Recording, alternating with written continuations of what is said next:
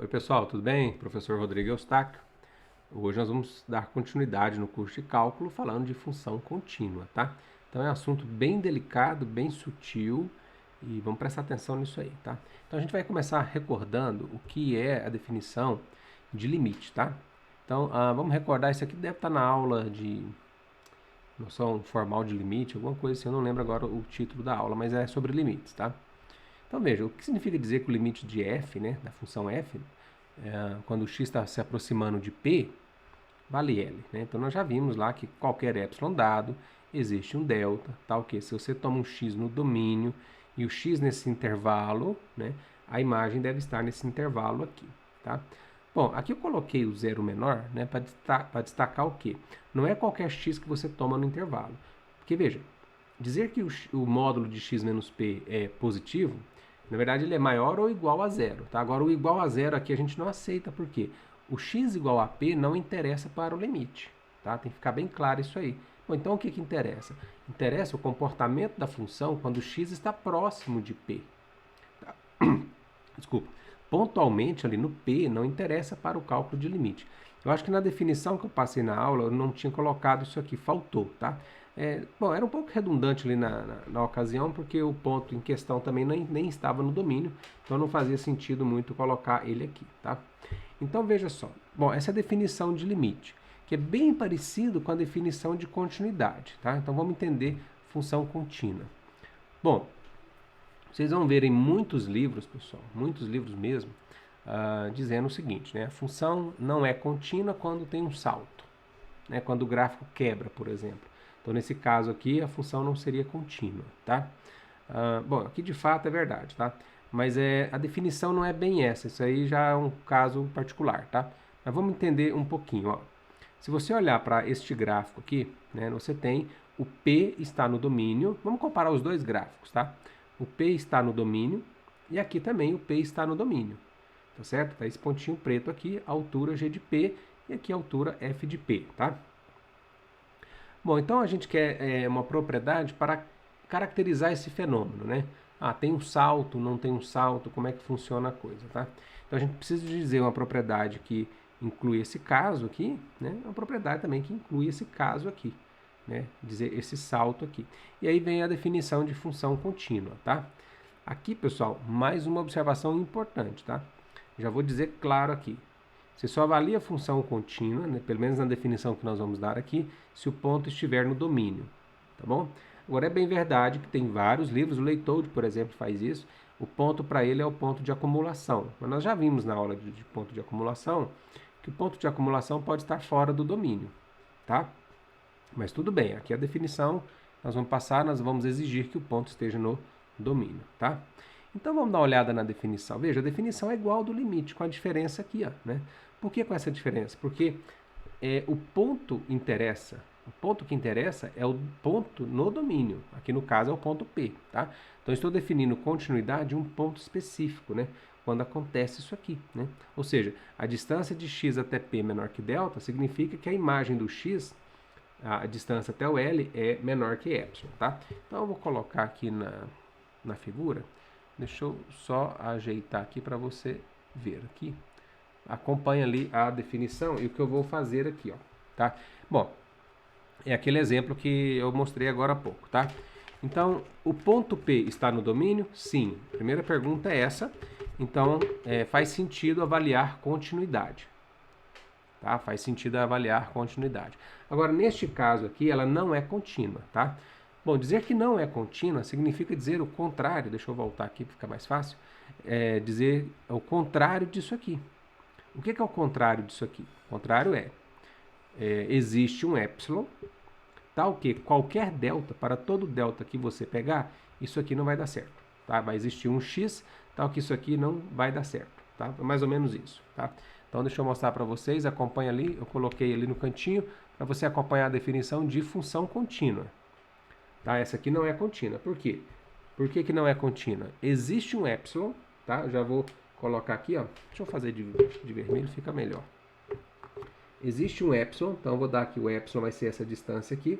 Se você não assistiu a aula de limite, para aqui, volta lá, assiste, depois volta aqui, tá? Então o epsilon é essa medida aqui, ó. É essa medida, tá? Então existe um epsilon, tal que as coisas não vão funcionar, tá? Então se isso aqui é epsilon, é porque isso aqui é g de p mais epsilon, tá? E a distância aqui também, né, para nesse ponto, esse ponto aqui é g de p menos epsilon, né? Porque a distância aqui é epsilon. Agora veja, ó, se você, bom, o que acontece? Qualquer que seja o delta, deixa eu fazer aqui um traço aqui só para a gente poder entender o que eu estou querendo dizer. Qualquer que seja o delta que você tomar aqui em torno do P, pessoal, qualquer um, ó, vou pegar um aqui só para você ver, ó. Aqui é P mais delta, o delta é esse intervalo, é essa distânciazinha, tá? E aqui é P menos delta. Deixa eu fazer uma coisa que parece que está meio escuro ali, né? Deixa eu só arrumar isso aqui. Jogo rápido aqui, gente.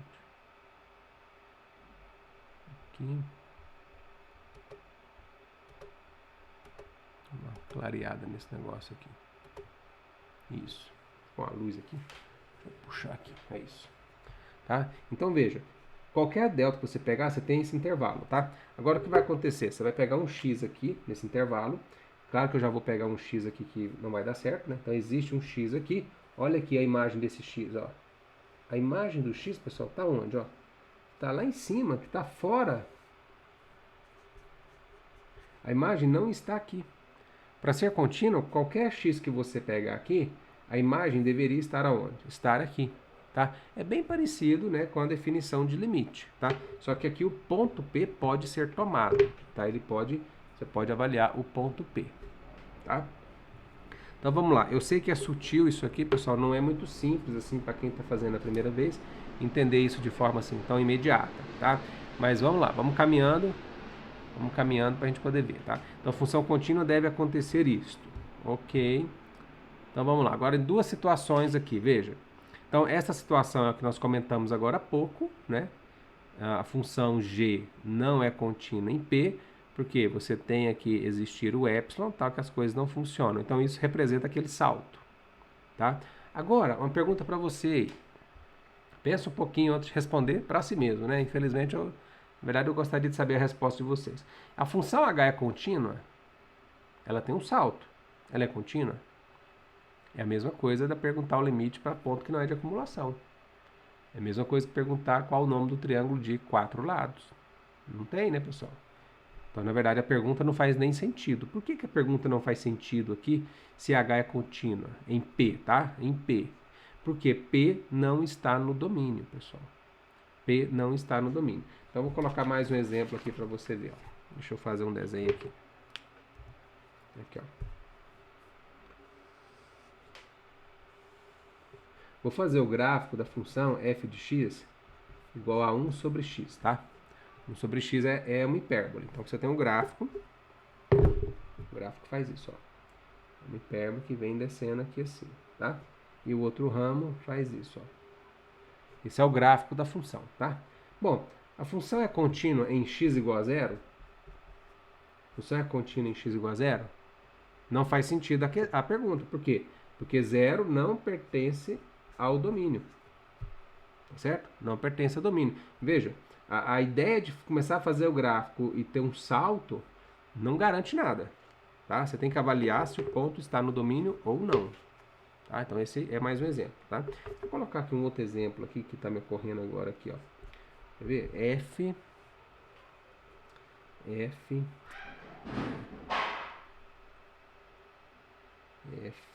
deixa eu lembrar aqui do exemplo aqui. 2, conjunto 2, até o 5. Veja, o domínio é o conjunto formado pelo elemento 2 e o contradomínio é o elemento formado pelo 5, tá? A questão agora é o seguinte, ó, como é que é o gráfico dessa função aí? O gráfico dessa função, tá aqui, ó, é 2 e 5. 2 e 5, tá? Esse é o gráfico. Vou fazer duas perguntas. Primeiro é limite de f de x quando x se aproxima de 2. Essa é a primeira pergunta, tá? Pergunta sacana, hein? Por quê? Porque 2 não é ponto de acumulação. né? 2 não é ponto de acumulação. Então não faz sentido avaliar esse limite. Não é que não exista, hein? Não faz sentido, tá? Não faz sentido. Agora, a função é contínua em 2? A função é contínua em 2? Sim, por quê? Porque qualquer epsilon que você der aqui, qualquer epsilon, vai existir delta aqui, tal que, se o ponto estiver no domínio, agora, lembra que o 2 importa, hein? Se qualquer ponto que está no intervalo, mas esteja no domínio, quer dizer, só o número 2, a imagem tem que estar no intervalo aqui, ó. A imagem tem que estar aqui dentro. E isso acontece com o número 2. Então a função é contínua. Tá? Mas esse limite aqui não faz sentido avaliar. Por quê? Bom, como é que eu vou avaliar as imagens dos caras que estão se aproximando de 2, sendo que não existem imagem? Né? Então, a sutileza do 2 ser ponto de acumulação. Tá? Espero que tenha entendido essa parte aí. Qualquer coisa a gente vai conversando no meio do caminho. Tá? Então, vamos lá. Bom, então a H aqui não faz sentido avaliar a continuidade. Tá? Agora, o que pode acontecer, né? Que isso é até uma coisa boa, é que se o ponto estiver no domínio e ele for ponto de acumulação, aí você tem um teorema importante. F é contínua no ponto se somente se o limite da f for igual à função no ponto. Pessoal, isso aqui, ó, quando você escreve f de p, tá claro que p está no domínio. Não tem como você calcular f de algum valor se o valor está fora do domínio. Não tem sentido isso, tá? Então, se o limite for f de p, então p está no domínio, tá? Então, isso aqui, o ponto deve ser de acumulação também, tá? Perceba que no exemplo que eu coloquei aqui agora, que eu acabei de fazer para essa funçãozinha aqui, aqui é para x aqui, calcula y, né? Y igual a, sei lá, a 5, né? Não tem outra opção, né? Tá? Ou y igual a x também, tanto faz. Tá? Então, veja que nesse caso aqui, não tem como avaliar o limite. Aí você diria, então quer dizer que f não é contínua, tá? O livro do Leithold faz isso, tá? Ele já define para ele, continuidade é isso. É quando tem o f de p, porque aí o p está no domínio, e quando o limite é o f de p. Mas em uma situação dessa, que você não tem como avaliar limite e é contínua, a função é contínua no ponto, tá? Então é isso aí, tá? Mas é um teorema importante, ok? Tá, e aí para fechar, aqui nesse caso aqui ainda faltou, né? Veja aqui, ó. Aqui para mostrar o exemplo do teorema, tá? O exemplo do teorema. O limite da f quando x se aproxima de p vale L. Legal, vale L, tá? E aí, a função é contínua? Não, e aqui não faz nem sentido perguntar se é contínua. Por quê? Porque o p está fora do domínio, tá? Agora, neste caso aqui dessa outra f, o p está no domínio. O limite vale L, e veja, o f de p está aqui em cima. Então, L é diferente do f de p. Então, p está no domínio, o limite é L, que é diferente do f de p. Então, pelo teorema aqui, se somente se, então f não é contínua, tá? Então, nessa situação aqui, ela não é contínua, e nessa situação aqui, não faz sentido perguntar a continuidade, porque o ponto P está fora do domínio, tá? Maravilha. Então, vamos seguindo. Bom, um exercíciozinho para fechar. Determine L, este L que está aqui embaixo, para que a função dada seja contínua, tá? Então, deixa eu tentar fazer isso com vocês, ó. Para ser contínua, o que deve acontecer, né? Veja, 2 está no domínio, pessoal. Tá aqui, ó. 2 está no domínio. F de 2 vale L, tá? Então, vamos anotar isso aqui. Ó, vamos anotar. A gente sabe que o f de 2 vale L. Para ser contínua, qual é a condição para ser contínua? Para ser contínua, isso deve ser igual ao limite da função quando x se aproxima de 2. Agora veja, a sua função é definida por partes, né? X igual a 2, x diferente de 2. Para x igual a 2, ela vale L. Deixa eu voltar aqui, ó, ela vale L. Para x igual a 2, ela vale L. Para x diferente de 2, ela vale essa expressão aqui, tá? Bom, agora você tem que colocar aqui a função. E aí, o que você vai colocar aqui? Bom, eu vou colocar o seguinte, você está pedindo x se aproximando de 2, é porque o x é diferente de 2, concorda? Eu não posso colocar L aqui. Então você tem que colocar esta opção aqui, ó, que está ali no slide pequenininho ali, pessoal. X ao quadrado menos 4 sobre x menos 2, tá? Coloquei um exemplo bem simples aqui. E aí, agora, resolvendo esse limite, você calcula, né? O L. Para ser contínua, é a condição que está pedindo, né? x ao quadrado menos 4 é x menos 2, que multiplica x mais 2, né, a diferença de quadrados que nós já conversamos bastante sobre isso. Então, elimina aqui, fica limite de x mais 2, que dá 4. Né? Então, para ser contínua, o L deve ser 4. Ok? Essa é a resposta deste exercício aí. Tá ok, pessoal? Pessoal, fechamos por hoje, então, essa parte de continuidade. Um assunto bem delicado, tá? Espero que tenha entendido. Assiste o vídeo novamente, esse negócio de épsilons e deltas, tá? Mas não precisa se preocupar com isso nesse momento, tá?